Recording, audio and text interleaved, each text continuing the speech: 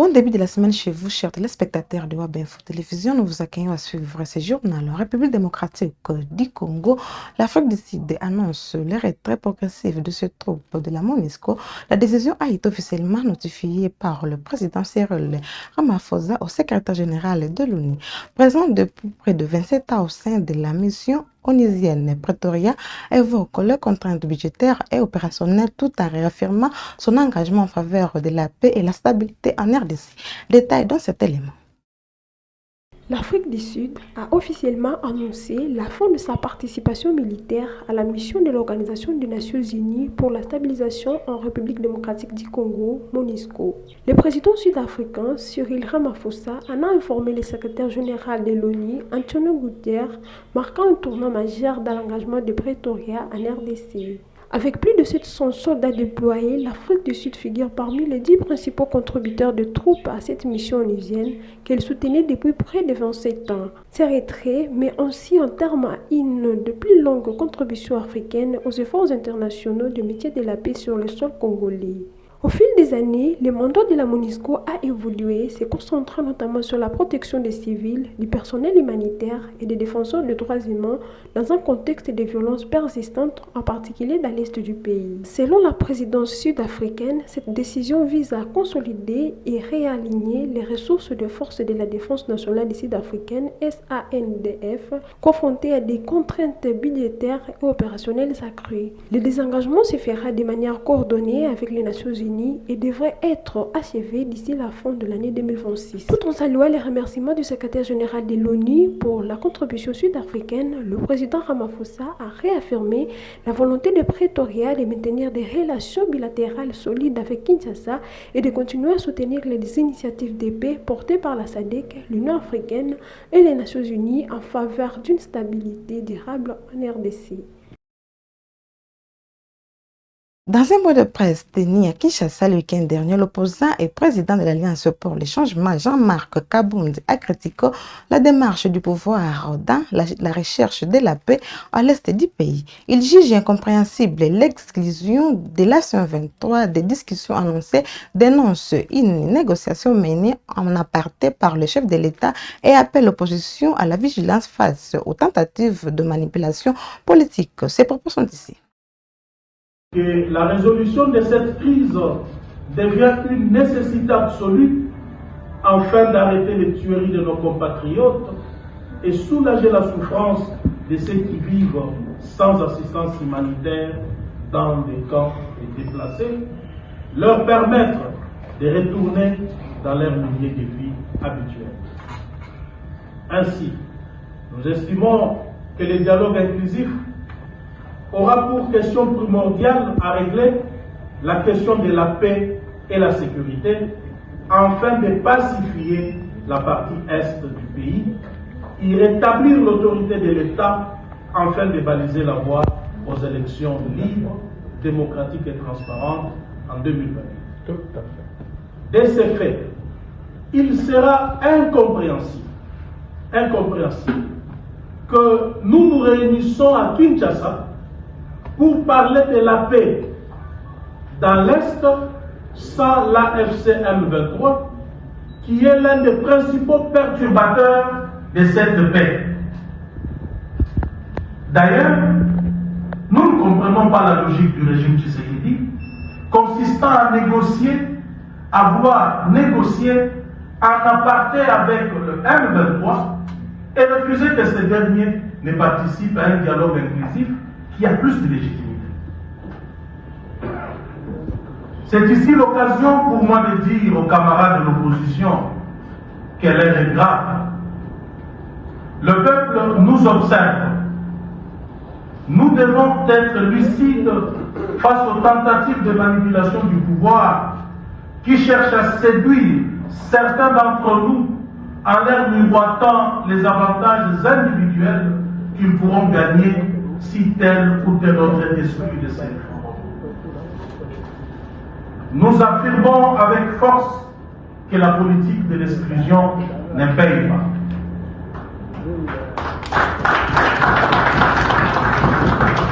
Le peuple congolais a beaucoup plus à gagner avec un dialogue inclusif qui impose la paix, rétablit la sécurité, restaure la souveraineté nationale et ouvre la voie aux élections dans les délais constitutionnels, qu'à des calculs de positionnement personnel et des intérêts égoïstes. L'histoire nous jugera et le peuple nous demandera des comptes. Chers camarades, les récentes déclarations du président rwandais Paul Kagame, pour les citer, affirmant que la RDC... Annie Touré, le gouverneur militaire Jean Luboya Kachama est descendu sur le terrain le week-end dernier au cœur de la ville de Bunia. Il a multiplié les échanges directs avec la population, motards, commerçants, femmes et enfants dans une démarche de proximité visant à apaiser les tensions et à écouter les préoccupations locales. Reportage. Bien ancré dans les habitudes de Bunia Trop.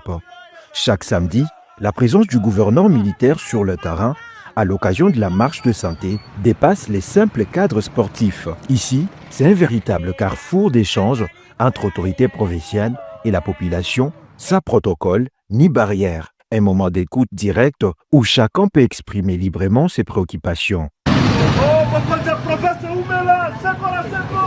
Même les enfants ne manquent pas à ces rendez-vous. La proximité du gouverneur inspire la confiance et renforce l'espoir. Je sens une joie. Je suis vraiment content de voir parce que de le voir, c'est la première fois. En effet, cette initiative hebdomadaire impulse une dynamique visible dans plusieurs quartiers de la ville. Routes asphaltées, avenirs réhabilités, infrastructures modernisées, les signes du développement sont perceptibles. Nous le voulons longtemps ici. Qu'il reste, nous avons encore besoin de lui.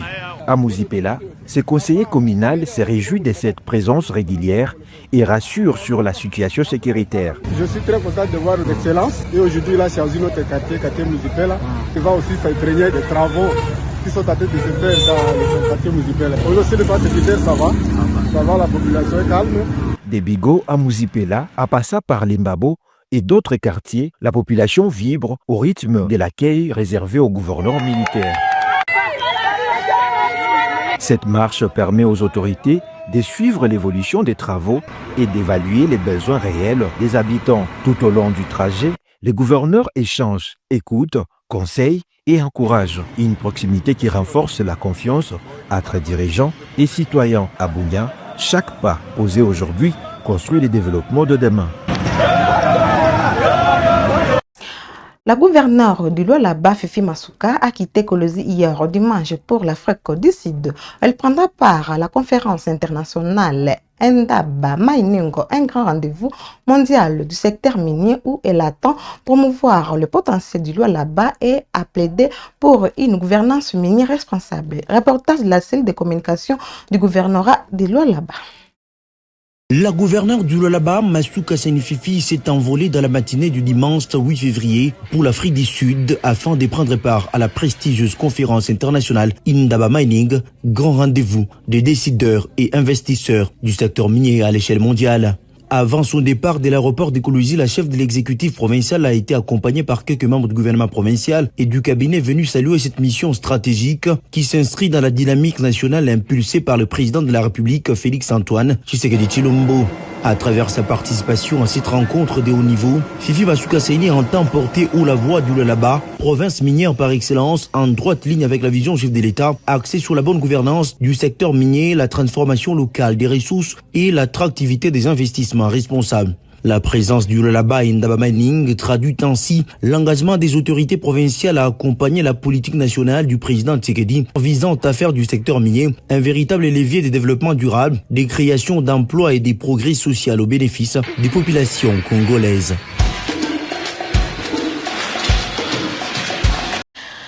La mission économique Afrique du Sud RDC s'est clôturée le week-end sur une note résolument positive. À Kinshasa, le directeur général du Fonds pour la promotion des industries, Hervé Claude de Batokonke, a annoncé plusieurs projets concrets ici de ces assises, touchant notamment l'agro-industrie, les infrastructures et la santé. Un partenariat stratégique est également attendu en marge du Mining Ndaba. Détail dans cet extrait de son discours. Les résultats de cette mission sont tangibles et porteurs d'espoir. Un pipeline d'investissement structuré et crédible a été identifié avec des perspectives de financement et des partenariats stratégiques dans chacun des secteurs prioritaires.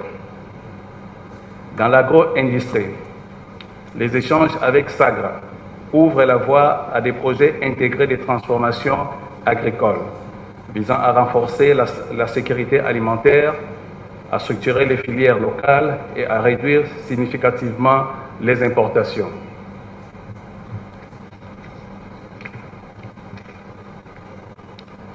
Dans les infrastructures, les discussions avec Agora ont permis d'identifier des projets à fort impact, notamment dans les zones économiques spéciales et les corridors logistiques indispensables à l'industrialisation du pays. Dans le secteur de la santé, les partenariats envisagés avec Momentum constituent une avancée majeure vers le développement d'une meilleure plateforme de couverture de santé locale capable de répondre aux besoins sanitaires de notre population. Dans la logistique et la gestion des chaînes d'approvisionnement agricole, les solutions proposées par Fresh Market offrent des perspectives concrètes d'amélioration de la distribution, de réduction des pertes post-récolte et d'accès des producteurs au marché.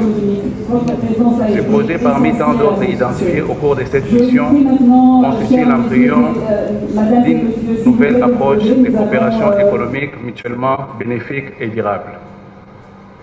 Excellences, Monsieur le ministre d'État, ministre de l'Industrie, distingués invités, tout protocole observé.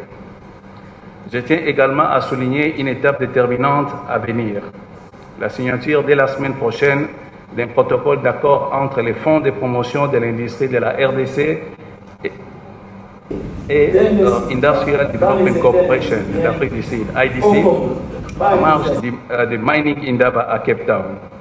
Ce partenariat institutionnel renforcera les capacités de cofinancement, de partage d'expertise et de structuration des projets industriels à fort impact.